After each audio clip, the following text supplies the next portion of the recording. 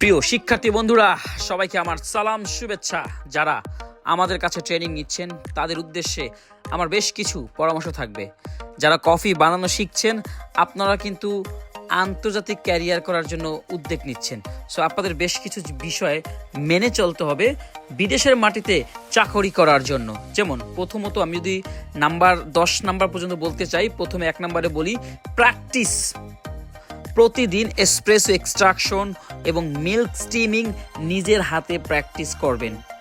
আমি বারবার বলে দিই কিন্তু সবাই কফি বানাবেন, সবাই, ওকে। এরপর হচ্ছে ইংরেজিতে কথা বলার অভ্যাস করুন। যেমন hello sir, good morning sir, your coffee will be ready সুন। এই বাক্যগুলো ব্যবহার করতে শিখেন। আরও অনেক বাক্য আছে, আমরা কিন্তু অল টাইম বলি আপনাদের ক্লাসে। এরপর হচ্ছে রেসিপির লজিক বুঝে শিখেন। যেমন 20-25 থেকে 30 সেকেন্ডে 30 ml এসপ্রেসো হয়, আমরা জানি তাই না? এটা কেন হয়, কিভাবে হয়, এর প্রশ্নের উত্তর কখনো খোঁজার চেষ্টা করছেন? না করলে কালকে থেকে কইরেন। হ্যাঁ, 4 নম্বর যদি বলতে চাই ক্লিননেস এবং প্রফেশনালিজম, মানে মেশিনে কাউন্টার টুলস সবসময় পরিষ্কার রাখবেন, ঠিক আছে ভাই? এরপর 5 নাম্বার যদি বলতে চাই সব মেশিনে কাজ করার আত্মবিশ্বাস রাখেন। যেমন ধরেন আমাদের 3টা মেশিন আপনি কাজ করছেন মাশাল্লাহ, কিন্তু গ্রাইন্ডার অ্যাডজাস্টমেন্ট, তারপর ব্যাক ফ্লাশ আর ডেইলি যে ক্লিনিং যে বিষয়গুলো থাকে, এগুলো আপনাকে নিজের হাতে করতে হবে। যদি কেউ না করে থাকেন, কালকে থেকে ক্লাসে বলবেন। ভিডিও করতে লজ্জা পায়েন না, বিদেশের মাটিতে আপনার ভিডিও লাগবে, অনেকে আপনার প্রমাণ চায়, সো প্লিজ ডু ইট। এবং হচ্ছে আপনার 7 নম্বর যদি বলতে চাই রাশ আওয়ার ম্যানেজ করতে শিখতে হবে। এই জন্য আমার কফি শপে আমি বলি আপনার ফাঁকা সময়টা আপনি আমার ক্যাফেতে গিয়ে একটু দেখেন না কিভাবে কাস্টমারকে আমরা রাশ টাইমে ডিল করি বা কাস্টমারকে কিভাবে দ্রুত সার্ভ করি। হ্যাঁ, এগুলা চাপের মধ্যে থাকলে আপনাকে দিয়ে আমি করাতে চাই। আপনি আসেন শান্ত থেকে, রাশ টাইমিংটা ম্যানেজ করতে হয় আমাদেরকে। 8 নম্বর যদি বলতে চাই টিম ওয়ার্ক। ধরেন সাপোজ আপনি 5 জন একসাথে ট্রেনিং করছেন, রাইট?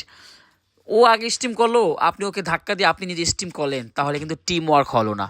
সবাই মিলেমিশে স্টিম করবেন, বুঝে শুনে স্টিম করবেন, একে অন্যের প্রতি হেল্পিং হ্যান্ড হবেন।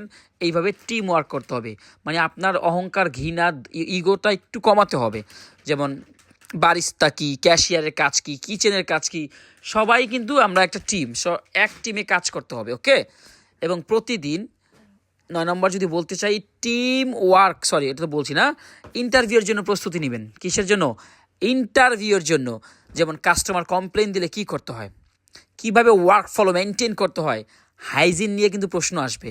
এবং কফির মেনু বেসিক তো থাকবেই, এটা তো স্বাভাবিক। হ্যাঁ, এরপর হচ্ছে যে ফাইনালি আমাদের গাইডলাইন, মানে ট্রেনারের গাইডলাইন আপনি মেনে চলবেন।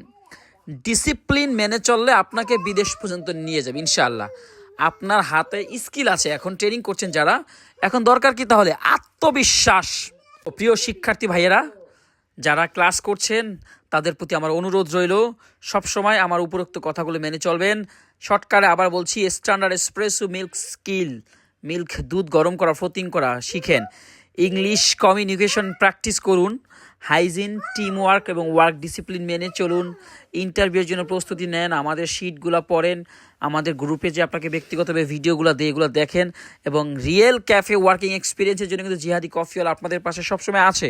সো আমি বিশ্বাস করি সঠিক ট্রেনিং, নিয়মিত প্র্যাকটিস, এইগুলা করলেই বিদেশে সফল বারিস্তা হওয়া যায় ইনশাল্লাহ।